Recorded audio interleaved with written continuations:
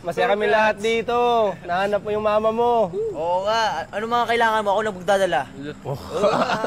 Hindi, okay lang, tol.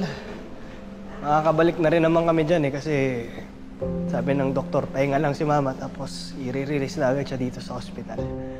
O tol, buti na lang hindi ka sumuko. Pasensya nga pala na hindi kami naniwala sa'yo. Sorry. Hindi, ayos lang yun.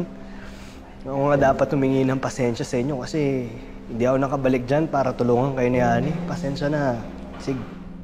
Carry lang, kidlat. Kung ako man nasa sitwasyon mo uunahin ko rin yung nanay ko. Tama si Ani. Marami tayong pwede maging kaibigan pero ang nanay, isa lang yan. Mga tol, salamat pala sa inyo kasi kung hindi nyo ako tinulungan maghanap kay mama, hindi ko makikita yung nanay ko Lahat ng yun, kukwento ko sa kanya pag ayos na siya. Matutuwa yun na nakakita ako ng mga tunay na kaibigan katulad niya. Nakakatawa no? Kahit papano, sa isa sa atin, may nanay pa. Alam naman natin kung anong pakiramdam mawala ng nanay. Swerte talaga, nahanap mo si Aling Maing. Oo tol, kaya umasa ka na poprotektahan namin si Aling Maing sa mga Victor, di ba? Oo naman. Dadalay mo. Salamat mga tol. Pag may update sa pasyente, sabihin na lang ako kaagad. Kasi ako din yung naka-assign na magbantay sa kanya di ba sabi nyo gusto siyang kunin ng mga Victor?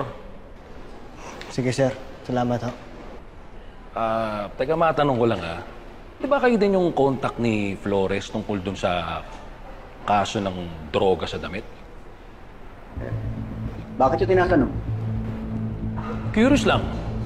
Ano na bang balita doon? Naisoli na ba yung ibang mga damit kay Flores? Bale sir ang ginom. Hawak niyo ba yung kaso, sir? Hindi, bakit? Ganon. Bakit niyo tanongin si Flores? Total, magkasama kayong dalawa sa trabaho. Ayos ba, sir? Oo naman. Sa kanya lang ako makikibalita. O, paano? Mukhang magdamagang pagbabantay yung gagawin natin dito Magkakape muna ako. Sige, sir.